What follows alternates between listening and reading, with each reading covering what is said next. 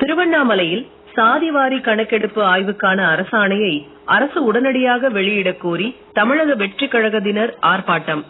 திருவண்ணாமலை அண்ணா சிலை அருகில் ஒருங்கிணைந்த திருவண்ணாமலை மாவட்ட தமிழக வெற்றி கழகம் சார்பில் சாதிவாரி கணக்கெடுப்பு ஆய்வுக்கான அரசாணையை தமிழ்நாடு அரசு உடனடியாக வெளியிட வேண்டும்.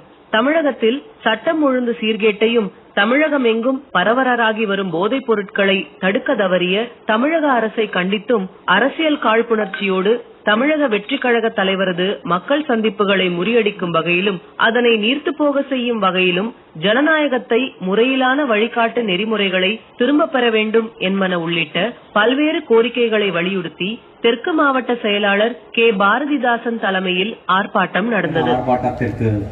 வருகை புரிந்திருக்கக்கூடிய அனைத்து தலைவர் தளபதியினுடைய நெஞ்சில் குடியிருக்கக்கூடிய தம்பிகளையும் தங்கைகளையும் சொந்தங்களையும் வருக வருக வருக என்ற வரவேற்பு. இந்த கழகத்தினுடைய செயலாளர்கள் சகோதரர் சத்யா அவர்களுக்கும் என்னுடைய நன்றியும் வாழ்த்துக்களையும் தெரிவித்துக் கொள்கிறேன். பாரதிதாசன் அவர்களுக்கும் உதயகுமார் அவர்களுக்கும் எங்களுடைய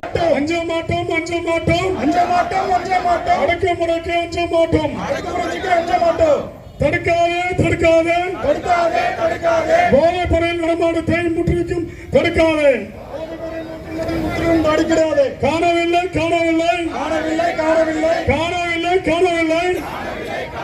சட்டம் ஒழுங்கு மன்னிக்கவும். சத்யன் அவர்கள் தற்பொழுது முழக்கங்களை எழுப்புவார். போராட்டம் தாவேகாவின் போராட்டம். அஞ்ச மாட்டோம் அடக்குமுறைக்கு அஞ்ச மாட்டோம்.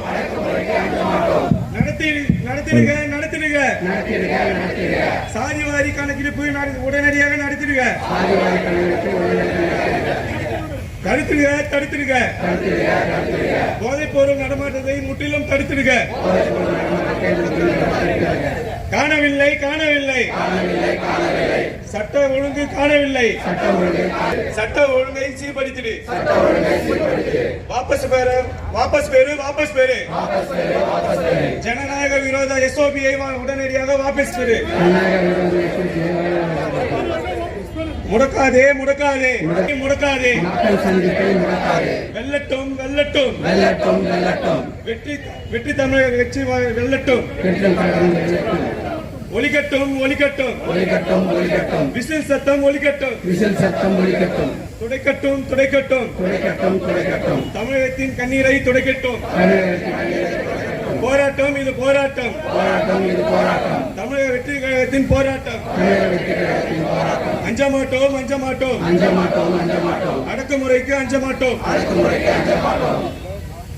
வண்ணமாக தமிழகத்தில் உலக வரலாற்றிலேயே நீங்கள் நம்பக்கூடிய பொய் அதான் மட்டும்தான் இருக்கும். 234 தொகுதிகளிலும் உங்களுக்கு மாற்றாக வந்து நிற்பதுதான் தலைவர் தளபதியுடைய தம்பிகளும் தங்கைகளும் நினைக்கிறார். 234 தொகுதிகளிலும் இன்னைக்கு விசில் சத்தம் ஆனால் பறக்க போகுது. பகுஜன் சமாஜினுடைய கட்சியினுடைய தலைவர் பட்டப்பகல்ல அண்ணன் ஆம்ஸ்டாங் அவர்கள் வெட்டி கொலை செய்யப்படுறாரு. காவல்துறையும் பார்த்துக்கிட்டு இங்க இருக்கக்கூடிய பசங்களை பார்த்துக்கிட்டு தப்பு கணக்கு போட்டுக்கிட்டு இருக்கிறீங்க. நாங்கள் என்ன ஆயுதங்களை எடுக்க வேண்டும் என்று எங்களுடைய எதிரிகள் தான் முடிவு பண்றான். இங்க யாரு ஒன்னு தாவேக்கா இன்னொரு ஒன்னு தாவேக்கா. அப்படிப்பட்ட சூழலை இன்னைக்கு தலைவர் தளபதி அவர்கள் எங்களுக்கு சூளுரைச்சிட்டார்.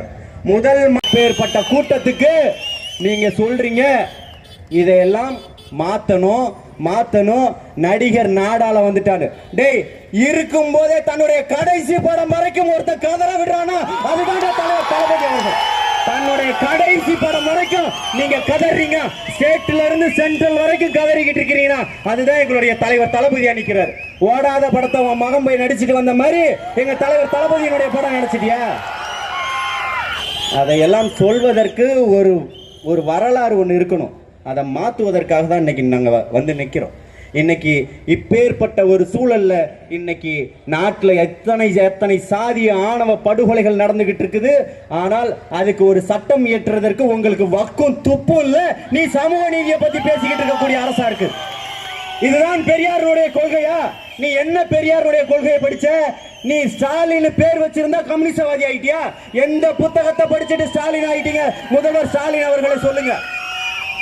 மார்க்ஸை படிச்சுட்டு கம்யூனிசத்தை ஏற்றுக்கிட்டீங்களா, இல்லை லெனினை பார்த்து கம்யூனிசத்தை ஏற்றுக்கிட்டீங்களா, இல்லை ஃபிடல் காஸ்ட்ரோவை பார்த்து கம்யூனிசத்தை ஏற்றுக்கிட்டீங்களா, சேகுவேராவை பார்த்து கம்யூனிசத்தை ஏற்றுக்கிட்டீங்களா? எதுக்கு மேலே எங்களுக்கு தெரியலை. இல்லை நீங்கள் படித்த புத்தகத்தை கொடுங்க, நாங்கள் படித்து தெரிஞ்சுக்கிறோம். அங்கே ஸ்டாலின்னு பேர் வச்சுட்டு